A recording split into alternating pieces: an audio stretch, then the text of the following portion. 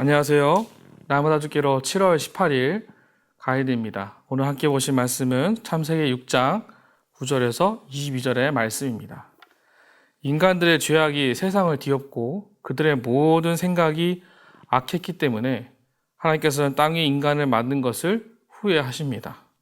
이 후회라는 표현은 인간들에 대해 느끼는 하나님의 깊은 슬픔을 나타내고 있는데요. 그리고 인간의 마음에 가득한 악한 생각이 하나님의 마음에 고통을 안겨주고 있다라는 뜻을 가지고 있습니다. 그만큼 하나님의 마음과 인간의 마음을 대비시키고 그것이 슬픔으로 우리에게 보여주고 있다고 성경 우리에게 이야기하고 있는데요. 하나님께서 우리 가운데 무엇을 깨닫게 하시기 위하여서 오늘 본문을 우리에게 주셨는지 함께 말씀을 살펴보고 은혜를 나누기 원합니다. 1번입니다. 노아는 어떤 사람이었습니까? 9절입니다. 이것이 노아의 족본이라. 노아는 의인이요 당대의 완전한 자라. 그는 하나님과 동행하였으며. 창세기 전반부부터 천지 창조와 함께 가장 큰 주목을 받는 부분이 이 부분입니다. 노아의 경건한 삶을 묘사하는 것으로 시작을 합니다. 노아의 경건은 세 가지로 묘사가 되는데요. 노아는 의인이고 당대의 완전한 자였으며 그리고 에녹처럼 하나님과 동행하였다라고 성경은 말합니다. 즉 노아의 경건을 묘사하는 첫째 표현인 히브리어 형용사 체덱은 의롭다라는 뜻을 가지고 있습니다. 구약 성경에서 여기에 처음 사용을 하고 있죠. 그만큼 노아의 의는 사람들을 향하여 적극적으로 표출되고 있으며 우리가 가져야 할 기준과 모범점이 되고 있다는 것을 성경 우리에게 이야기하고 있습니다. 2번입니다. 하나님께서 땅의 모든 사람을 심판하시기로 작정하신 이유는 무엇입니까? 11절입니다. 그때 온 땅이 하나님 앞에 부패하여 포악함이 땅에 가득한지라. 11절부터 12절에 보시면 범죄라는 표현이 있습니다. 이건 하마스인데요. 폭력이라는 뜻을 가지고 있습니다.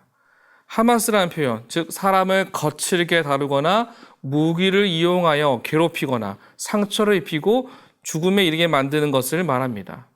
미루어 보건대 그때 당시는 홍수 이전의 사람들의 모습은 이 하마스라는 표현으로 정리가 될 수 있습니다. 폭력적이고 상처를 일으킬 수 있는 사람들, 죄악이 완전히 만연하였던 곳이다, 폭행이 있었던 곳이다 라고 미루어 볼 수 있습니다. 하나님께서 사람에게 생육하고 번성하고 충만하라 하고 말씀하셨는데 인간은 땅 위에 폭력으로 충만을 이루는 변질된 모습을 부어주었다라는 것이죠. 3번입니다. 하나님께서 노아에게 명령하신 것은 무엇입니까? 그리고 그에게 언약하신 것은 무엇입니까?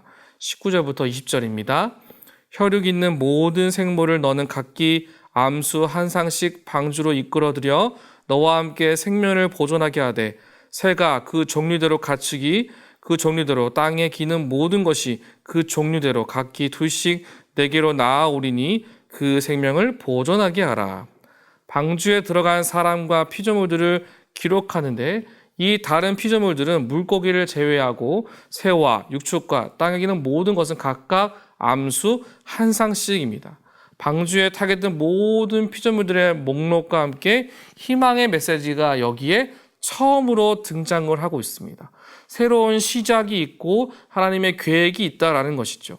온전하게 새롭게 시작할 수 있도록 하나님께서는 홍수 시대 이전의 방주 안에 이미 이전부터 시작되었고 계획하였던 과정을 성경에 기록해주고 있다는 것을 우리가 볼 수 있습니다. 4번입니다. 부패된 세상 속에서도 노아만큼은 세상 사람들과 다를 수 있었던 이유가 무엇일지 묵상해 봅시다. 노아는 당대의 시대 속에서 하나님과 동행하는 일에 열심을 다했다는 것을 기억하셔야 합니다.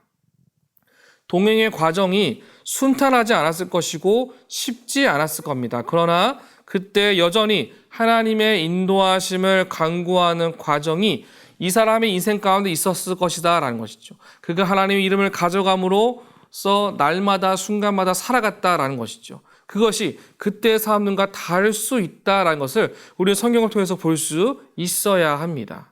저와 여러분의 하루하루의 삶 가운데 하나님의 동행과 함께 하심이 정말 중요하다라는 것이죠.